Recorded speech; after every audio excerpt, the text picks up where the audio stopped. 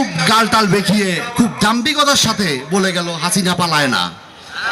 তো আল্লাহ তাআলা এবং আমাদের ছাত্র জনতা তাদেরকে দেখিয়ে দিয়েছে পালায় না, ঠেলা পড়লে কেমনে পালাতে হয় এটা তারা টের পেয়ে গেছে। এক কাপড়ে যেতে হয়েছে। 5টা সুটকেসের ভিডিও হয়তো আপনারা অনেকে দেখেছেন। ওই হেলিকপ্টারে ওই আর্মি বেজের হেলিকপ্টারে যাওয়ার সময় 5টা সুটকেসের ছবি আপনারা অনেকে দেখেছেন। ওই 5টা সুটকেসে কিন্তু কাপড় ছিল না, ছিল আমেরিকান ডলার। এটা বাস্তবতা, আস্তে আস্তে আরো প্রকাশ পাবে। শেখ হাসিনার চেলাদের দুর্নীতি যে পরিমাণ প্রকাশ পাচ্ছে, তার মধ্যে নওগাঁতেই তো 2জন ধরা পড়েছে।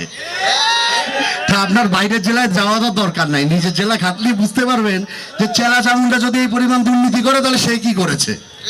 হ্যাঁ, এই হলো অবস্থা। আমি এখন আপনাদেরকে কিছু আমাদের দেশ নায়ক জনাব তারেক রহমানের কিছু নির্দেশনা সম্পর্কে অবগত করতে চাই। সর্বপ্রথম আমি এক কথায় বলতে চাই, আমাদের উপর নির্দেশনা কিন্তু প্রচন্ড কঠোর। কিরকম ভাই? দল মত দেখা যাবে না, কোনো গ্রুপ টুপ দেখা যাবে না, কেউ কোনো ধরনের বিশৃঙ্খলা বা অসচেতন বা অস্বাস্থ্যকর পরিবেশ সৃষ্টি করতে গেলেই তাকে প্রতিহত করতে হবে। কিন্তু সেই প্রতিহতর নিয়ম আমাদেরকে বলে দিয়েছে। আমরা যদি নিজেরা পরিবর্তন হতে চাই এবং চাই যে আমাদের ভবিষ্যৎ প্রজন্ম, এই আজকে যে ছাত্ররা যে কারণে আন্দোলন করলো যে বাংলাদেশ সংস্কার, এই সংস্কারকে যদি আমরা আন্তরিকভাবে আমাদের মন থেকে গ্রহণ করে থাকি, তাহলে সে প্রতিকার আমাদেরকে কিভাবে করতে হবে। আমি ছোট্ট একটু উদাহরণ দিতে চাই আপনাদেরকে।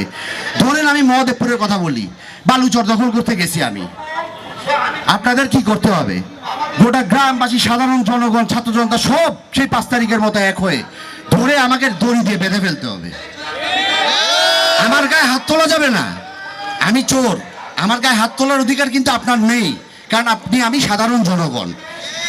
আইনের শাসন মানতে হবে। ছাত্র জনতা কিন্তু এটাই চেয়েছে যে আইন সংস্কার হবে এবং আইনকে আমরা শ্রদ্ধা দিব এবং মানব।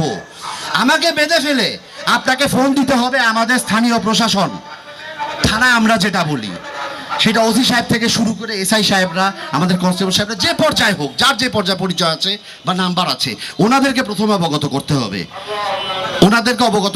ওনারা যদি কোনো কারণে ব্যস্ত থাকেন, বর্তমানে আমাদের কিন্তু প্রচন্ড একটা সুবিধা আছে, সেটা হলো এই বাংলাদেশের গৌরব, সেনাবাহিনী কিন্তু বর্তমানে মাঠে আছে। তো কেউ যদি সৎভাবে থাকেন তাহলে কিন্তু আমাদের জন্য অত্যন্ত খুশির ব্যাপার যে সেনাবাহিনী এখন রাস্তায় আছে। ওনাদেরকে ফোন দেবেন আমাকে বেঁধে, যে এই যে একটা চোর ধরেছি, এই যে একটা চাঁদাবাজ ধরেছি, আচ্ছা একটা চাঁদাবাজ ধরেছি,